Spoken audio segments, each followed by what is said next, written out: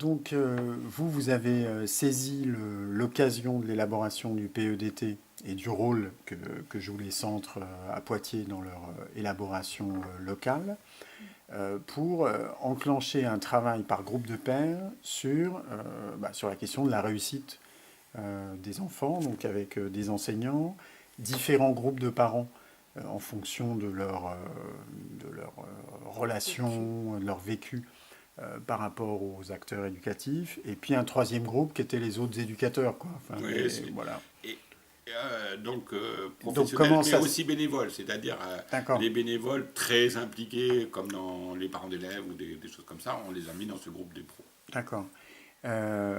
Donc, racontez-nous un peu comment ça s'est organisé concrètement, comment ça s'est phasé, et puis la forme que ça a pris sur la confrontation ou la rencontre de ces trois points de vue. Tu veux J'y vais.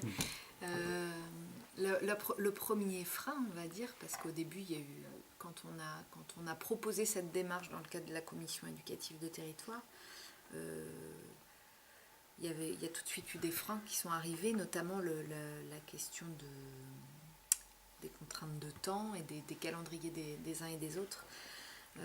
Et en fait, il nous a paru très vite que si on voulait réussir à faire travailler tous ces acteurs autour de la même question et sur ce même projet, il allait falloir qu'on s'adapte et qu'on imagine des formes de travail qui prennent en compte les contraintes des uns et des autres. Notamment, on a proposé la possibilité pour les groupes de travailler sur des temps différents. Donc, par exemple, les parents savaient que si on voulait pouvoir les voir et travailler avec eux, on a proposé des temps de travail le samedi. Les enseignants ont tout de suite dit nous on ne sera pas mobilisés le samedi, donc on leur a permis en fait on a travaillé une trame d'animation pour chaque groupe, et du coup les différents groupes pouvaient avoir lieu sur des temps on a différé les temps de travail des groupes, et du coup on a avec les limites, c'est-à-dire que sur les premières phases il n'y a pas eu de croisement De direct. rencontre Ouais. entre les gens. Chaque groupe faisait une production qui était présentée aux autres dans la phase suivante, etc., sur laquelle les autres réagissaient et puis qui essayaient de prendre en compte. Mais du coup, on a adapté. Ce qui, idéalement... On n'a pas fait un réel croisement sur ces D'accord. temps-là, il faut le dire. Et avec une autre limite aussi qu'on a analysée, mais du coup à la suite, avec ce qui a peut-être le moins bien marché, c'est que certains groupes ont plus tenu le cadre et les consignes de travail que d'autres. Et du coup, ça amenait pas des productions qui répondaient forcément tout le temps exactement à la même consigne. Enfin, voilà, ça crée un décalage. On peut expliquer d'ailleurs pourquoi il y a eu ce décalage, parce qu'on a clairement identifié l'origine du décalage. C'est-à-dire, ce qu'on sait, en tant que centre, on a animé tous les groupes. Donc les groupes de parents, il y en a eu plusieurs, les groupes de professionnels de l'éducation hors enseignants, on les a animés, et on ne s'est pas autorisé à animer les groupes d'enseignants. On ne s'est pas autorisé parce que, pour des tas de raisons qu'on peut imaginer, on ne s'est pas autorisé, on a pensé qu'ils s'auto-animeraient. Mais la limite de l'auto-animation, c'est que si personne prend la main, on respecte plus ou moins la consigne donnée. Voilà. Donc c'est évident que dans tous les groupes autres que l'enseignant, on a respecté strictement la consigne, puisque nous étions à la fois ceux qui avions défini la consigne et ceux qui l'animions. Dans le troisième groupe, ça a été plus groupe, lâche. alors,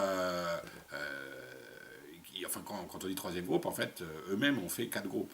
C'est-à-dire que c'est quand même chaque école a travaillé. Donc, ils ont quand même pris la chose assez au sérieux pour qu'il y ait du monde qui bosse. Je ne sais plus si 4 ou 2, je ne sais plus. Enfin, chaque groupe scolaire peut-être a travaillé. Il y a quand même eu du monde qui s'est investi de manière assez importante. Donc la première phase s'est bien passée. C'est la deuxième phase qui a été moins donc la première phase, c'était réfléchir sur la réussite.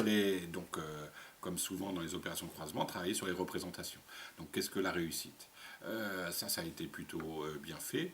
Et la deuxième phase, qui était dans la première phase, il y avait une deuxième question, c'était qu'est-ce que j'attends des autres pour... D'accord. Qu'est-ce que j'attends des autres acteurs de la réussite. Voilà, donc tout ça, ça a été plutôt bien fait. La deuxième phase, qu'est-ce que je veux mettre en place rapidement pour changer quelque chose dans la réussite des enfants. Ça a été moins pris au sérieux. Parce que peut-être qu'aussi c'est plus difficile, c'est plus clivant, parce qu'à un moment donné, là, mine de rien, dans un même milieu, parce qu'il y a quand même eu des surprises entre les groupes sur la réussite, sur la représentation de la réussite, il y a eu beaucoup de surprises, les uns vis-à-vis des autres. Mais dans un même milieu, c'est assez facile de s'entendre sur qu'est-ce que la réussite.